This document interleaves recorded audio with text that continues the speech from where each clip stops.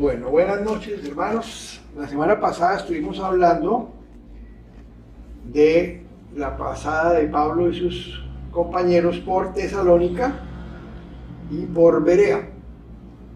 Tesalónica fueron expulsados, de Berea también fueron expulsados, pues especialmente Pablo, pero encontraron una mejor recepción en los bereanos, que confirmaban todo con la palabra, escudriñando la palabra, a ver si era cierto lo que les decían. Después de que ya Pablo tuvo que irse de ahí, dejó a Silas y a Timoteo. La semana pasada mencioné Pablo y Silas y se me olvidaba que Timoteo ya andaba con ellos también.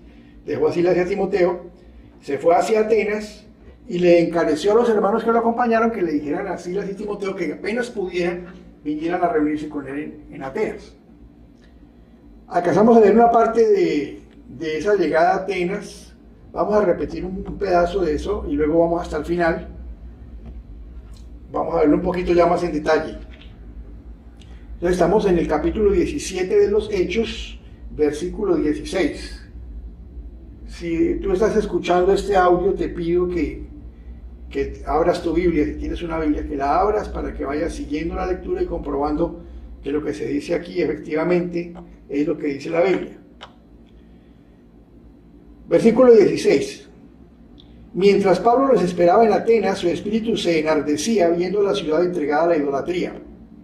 Así que discutía en la sinagoga con los judíos y piadosos y en la plaza cada día con los que concurrían. Atenas ya no era la ciudad comercial y políticamente poderosa que había sido antes, pero era la ciudad cultural por excelencia. Se defendían con eso. Su prestigio estaba basado en eso, y de todo el mundo, especialmente de Roma, venían a conocer esa cultura, esos monumentos, esos templos, esos altares, y a estudiar, porque la cuna de la filosofía occidental estaba ahí, en Grecia. Pero Pablo no era un turista, él no estaba ahí turisteando, él no estaba ahí por conocer la ciudad, los templos, altares. Podía apreciarlos como obras de arte, los podía apreciar porque Pablo era un hombre culto, pero sabía que detrás de eso había idolatría. Un famoso escritor de la época de Nerón, de la corte de Nerón, que se llamaba Petronio, que dijo que en Atenas era más fácil encontrar un ídolo que encontrar un hombre, que había más ídolos que hombres en Atenas, de la cantidad de monumentos que había de dioses. Vamos a ver que había tantos que Pablo utilizó eso para comenzar a predicarles. Dice que discutía en la sinagoga, como siempre, él llegaba a la sinagoga primero a sus hermanos judíos, a hablarles cada sábado, a hablarles de Jesús, y a los gentiles piadosos que asistían a la sinagoga, que habían creído en las escrituras judías, en el Antiguo Testamento, eran simpatizantes del judaísmo y del Dios de Israel. Él les compartía a los judíos y a los gentiles piadosos. Y dice, y en la plaza cada día con los que concurrían. Entonces, los sábados iba a compartirle a esta gente, y entre semana en la plaza, estaba en la plaza de mercado. Ahora, en esas plazas había unos pasillos, y en esos pasillos había unos pórticos, y ahí se reunían a compartir filosofía. Y armaban corrillos. Todo el mundo tenía derecho a escuchar al que hablara. Era una ciudad curiosa por la cultura y por la filosofía. Era su modo de ser. Entonces, él, ¿qué hacía? Se iba a la plaza todos los días y a discutir y a predicarle a todo el que lo quisiera escuchar. 18. Y algunos filósofos de los epicúreos y de los estoicos disputaban con él, y unos decían, ¿qué querrá decir este palabrero? Y otros, parece que es predicador de nuevos dioses, porque les predicaba el evangelio de Jesús y de la resurrección. Decíamos la reunión anterior que los epicúreos, el punto básico de su filosofía, entre varias cosas, era buscar el placer, que el objeto de la vida era buscar el placer. Creían en dioses, pero creían que eso no se preocupaban por los hombres. Y creían que el objeto de la vida era buscar el placer. Entonces, los más refinados lo buscaban de ciertas maneras muy refinadas. Los menos refinados lo buscaban de otras maneras mucho más toscas. No entro en detalles. Esos eran los epicúreos. Y los estoicos consideraban que había unas leyes que no se podían contradecir ni refutar, a unas fuerzas, como unas leyes de la naturaleza, y que había que soportar todo, el dolor, todo, que había que soportarlo. Estoicamente, como se dice hoy en día, viene de ahí. Soportar el dolor casi que sin dar muestras de dolor. Eso era. Y consideraban que Dios o los dioses estaban en todo. Todas las cosas eran parte de Dios. Eso se llama panteísmo. Entonces que le hablaron que era un palabrero.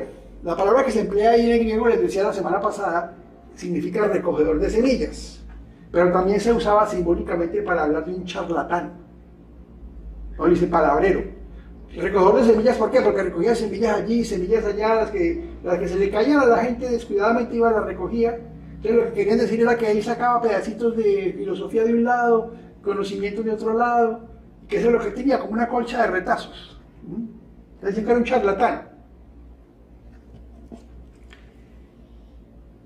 Y que parecía que predicaba nuevos dioses, ¿por qué? Porque hablaba de Jesús y la resurrección. Y la palabra que se usaba para resurrección en griego es Anastasía, o Anastasia.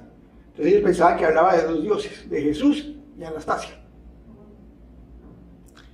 Y tomándole, le trajeron al Areópago. Tomándole, ¿sí? Y lo tomaron, le hicieron ir al Areópago.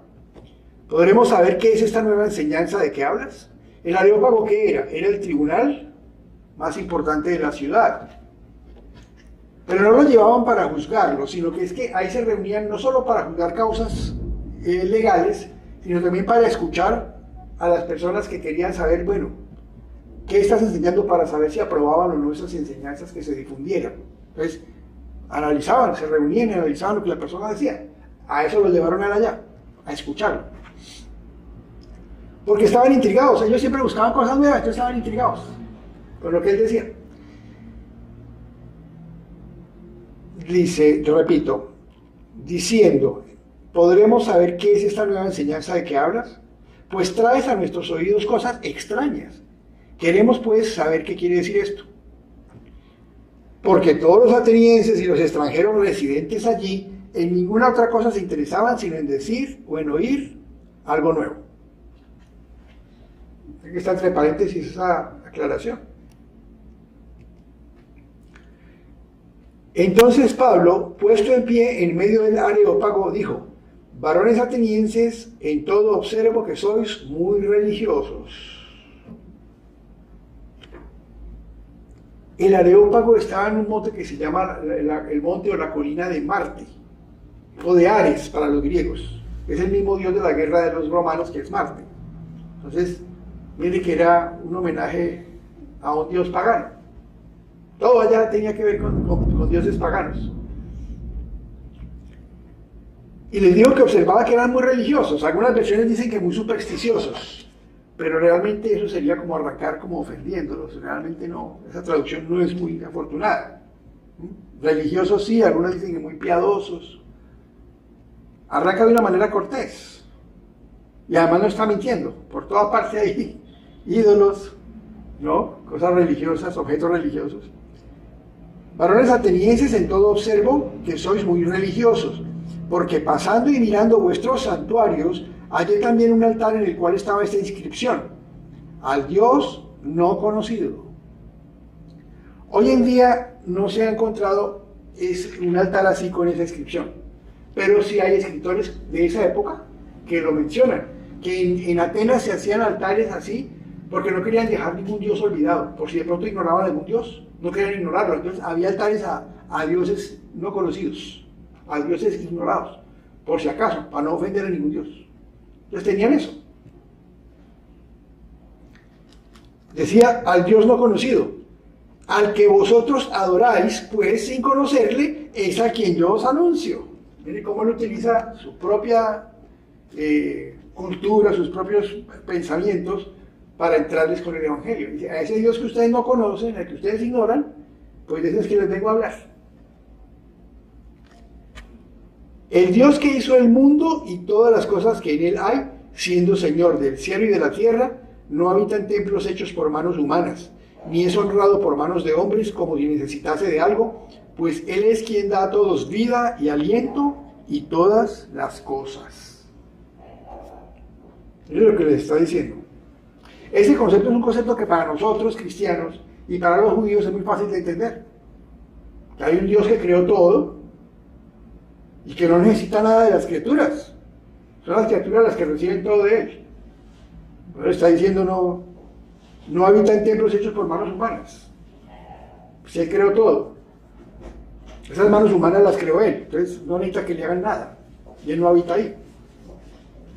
Ni es honrado por manos de hombres como si necesitase de algo. Pues Él es quien da a todos vida y aliento y todas las cosas. El que da todo no necesita nada de los receptores. Si ustedes reciben todo ese Dios, nosotros recibimos todo ese Dios, les está diciendo. Él no necesita nada de nosotros. No tenemos nada que darle.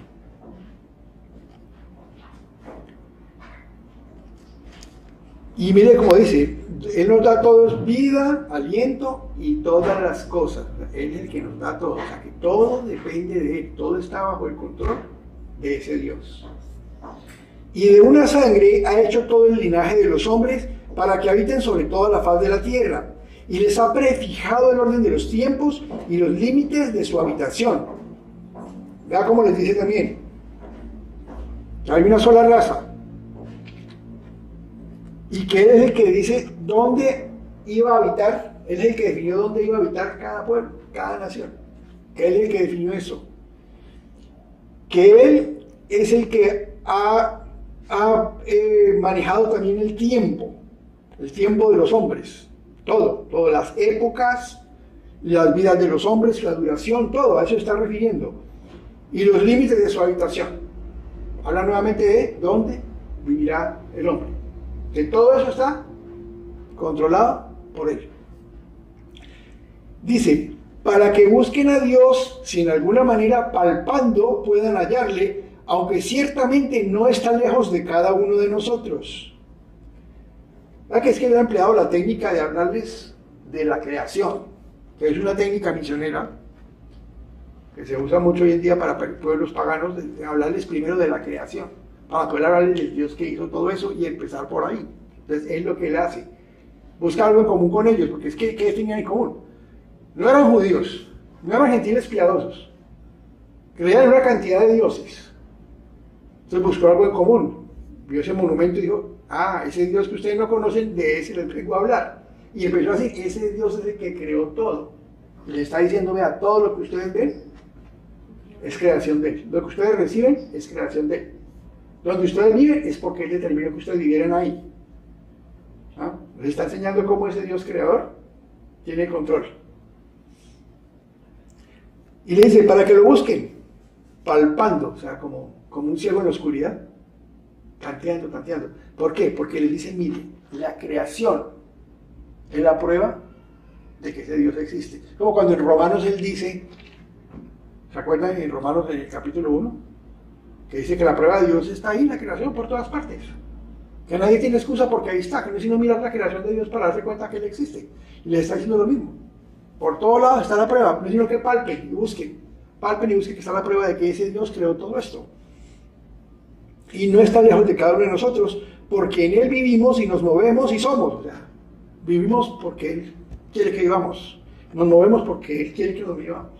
Somos porque Él nos dio el ser. Como algunos de vuestros propios poetas también han dicho, porque el linaje suyo somos.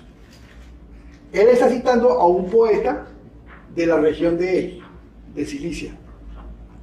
Poeta griego, de la región de donde es Pablo, de Cilicia. Ese, porque el linaje suyo somos, es de un poema de ese señor. Pero aparte de eso, los poetas griegos hablaban de eso, de ser descendientes de la divinidad. Ahora, no le quiere decir que es que todos somos hijos de Dios. No está usando esa doctrina de que todos somos hermanos, todos somos hijos de Dios e hijos de Él, y que es Padre de todos. Siendo pues linaje de Dios, no debemos pensar que la divinidad sea semejante a oro o plata o piedra, escultura de arte y de imaginación de hombres. Cuando dice linaje está diciendo que somos creados por Él. Habla del linaje, de ser hijos, en el sentido de venir de Él porque Él nos creó. A eso que se está refiriendo. Y dice, si venimos de esa divinidad, creados por Él, ¿cómo vamos a pensar que es que esa divinidad es de oro o de tal cosa, hechas por hombres? Es que lo que está diciendo es eso. Como una cosa hecha por nosotros, que venimos de Él, como lo que vamos a pensar que Él es lo que hacemos nosotros con las manos. Es lo que le quiere decir. Repito el versículo. Siendo pues linaje de Dios, no debemos pensar que la divinidad sea semejante a oro, o plata, o piedra, escultura de arte y de imaginación de hombres. Cosas salidas de la imaginación del hombre, esculturas, estatuas, altares. Pensar que eso es Dios. O sea que nosotros creamos a Dios. Nosotros mismos lo hacemos. Eso es lo que le está diciendo. ¿Cómo es que vamos nosotros a hacer a Dios si venimos de Él y nos hizo a nosotros? 30. Pero Dios, habiendo pasado por alto los tiempos de esta ignorancia, ahora manda a todos los hombres en todo lugar que se arrepientan. ¿A cuántos hombres? A todos. ¿Y en dónde? En todo lugar. En todo lugar. ¿Por qué? Porque ya llegó el que tenía que venir. Ahora sí es el momento.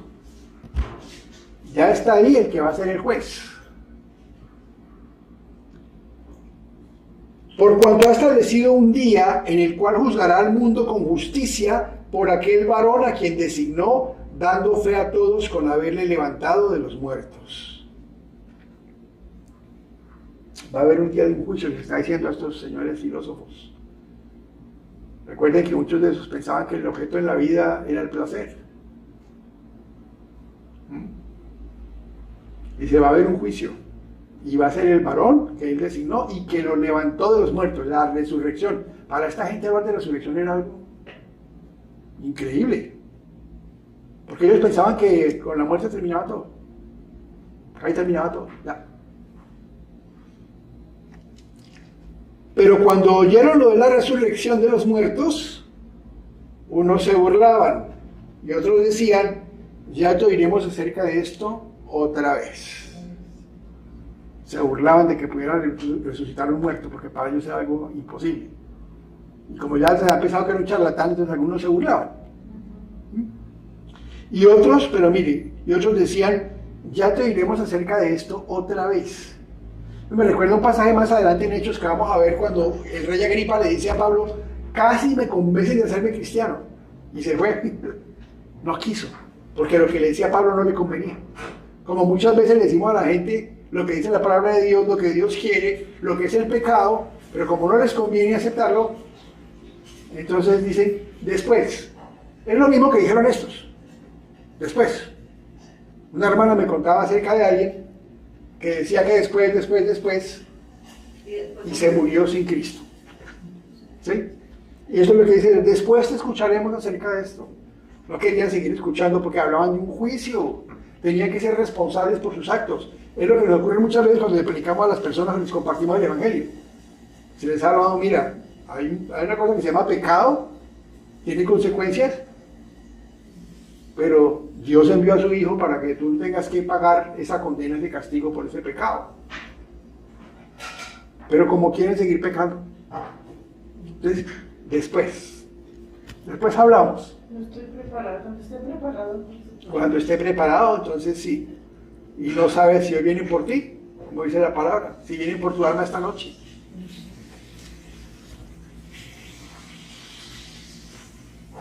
Ya te oiremos acerca de esto otra vez. Entonces Pablo falló. ¿Será que Pablo falló? Algunos dicen que empleó una mala táctica, algunos que lo critican, pero en realidad él no empleó una mala táctica. Él simplemente buscó lo que había en común, que eso se llama un punto de contacto cuando se le comparte a las personas, o en misiones, por ejemplo, puntos de contacto para poder establecer relación con las personas. Él buscó un punto de contacto y les habló de la creación, les habló del Dios creador, les habló de Jesús y les habló de la resurrección, lo que es el Evangelio. Entonces unos se burlaron, otros dijeron después.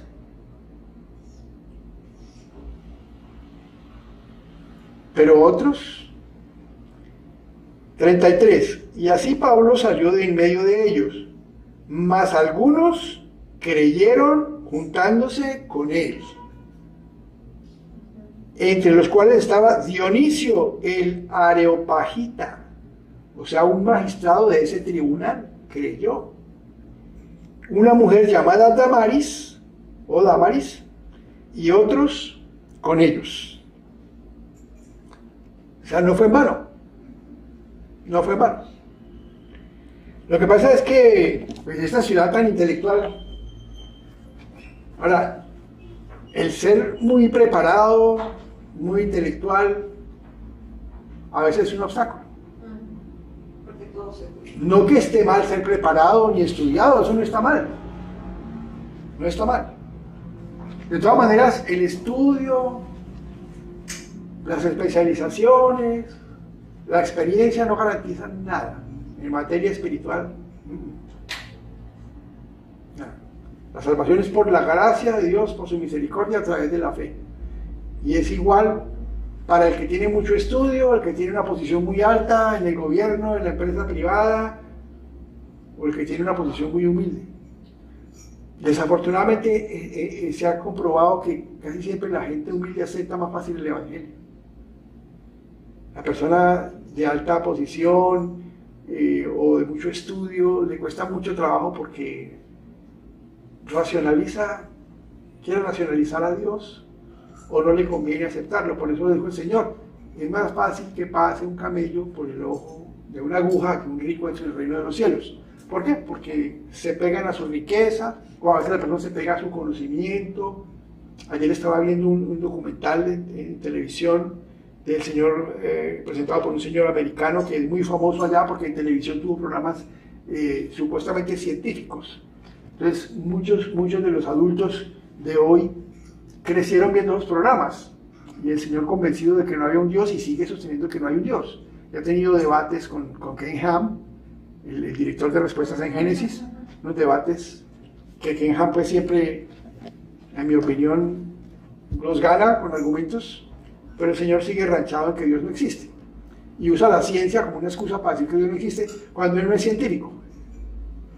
Nunca ha estudiado nada de eso. Ayer lo veía y él escuchaba a un científico hablando y él casi no abría la boca. El otro era el que hablaba y hablaba y hablaba y él lo escuchaba, ¿no?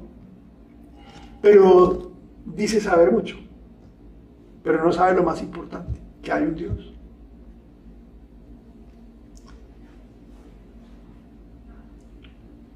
Después de estas cosas, bueno, hay una otra cosita que les iba a mencionar. De Atenas y Pablo no se vuelve a hablar prácticamente. No se vuelve a hablar de Atenas en relación con Pablo. Esa ciudad dura, su intelectualismo. Sin embargo, la tradición dice que este Dionisio fue encargado de la iglesia después por Pablo. Dice la tradición, no lo dice la Biblia, pero la tradición dice que ese Dionisio Areopagita estuvo encargado de la iglesia después. O sea, sí hubo una iglesia. Pero le fue mejor en Corinto, por ejemplo, en Éfeso, otras ciudades, que no eran tan cultas. Ahora, la educación es buena. Hoy en día se escucha mucho, es que se necesita educación. Educación, es cierto, se necesita educación. Pero ¿qué clase de educación? ¿Así te pueden educar para el mal? Mire, por eso hoy en día hay mucha gente que prefiere educar a sus hijos en la casa. Y no estoy hablando solo de creyentes. Personas de todo tipo. Hay personas que no son creyentes, pero prefieren educar a sus hijos en su casa porque no quieren que en la escuela o en la universidad les enseñen cosas contrarias a lo que ellos creen y piensan. Y no solamente los cristianos. Hay muchos cristianos hoy en día que educan a sus hijos en casa, pero también hay ateos, y hay evolucionistas, hay vegetarianos que deciden educar a sus hijos a su manera en su casa.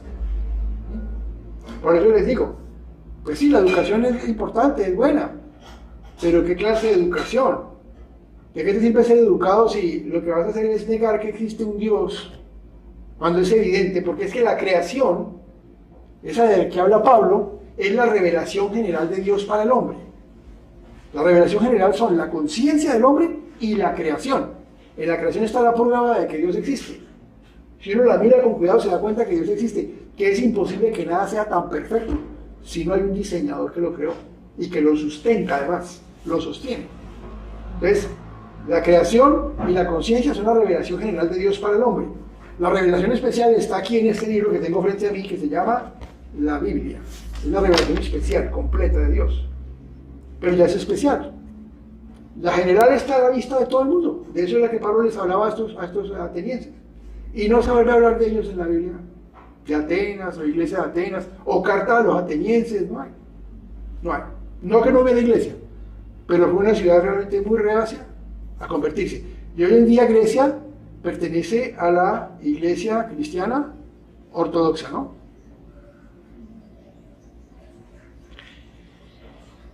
(18.1) Vamos a leer un pedacito de 18.1, pero avanzamos ya la semana entrante en esa parte de la película.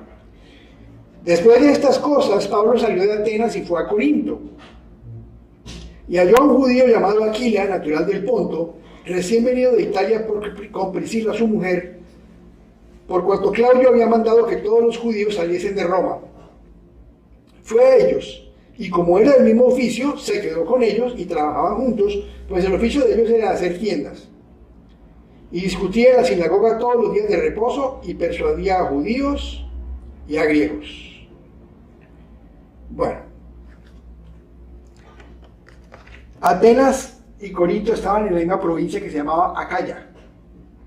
Y Corinto era la capital de Acaya, no Atenas. Atenas ya no era, como les decía, la ciudad poderosa que fue en el pasado. Culturalmente sí, pero ya política y comercialmente no lo era. Era Corinto. Y halló a Aquila, un judío. Ese nombre Aquila es el nombre griego de él. Significa águila. Muchos judíos tenían dos nombres. Recordemos que Pablo también se llamaba Saulo.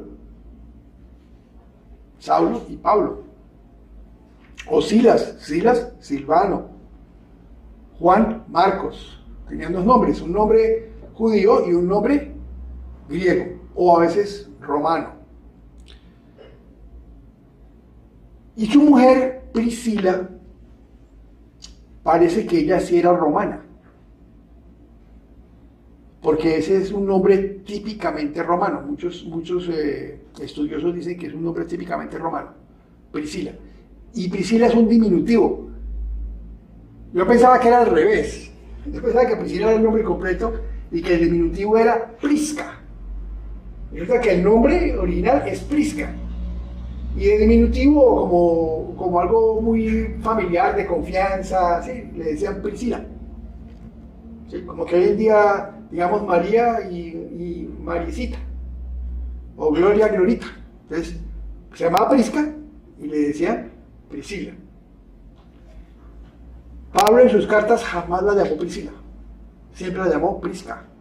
Lucas aquí sí la llama Priscila, de una forma como más familiar, más de confianza.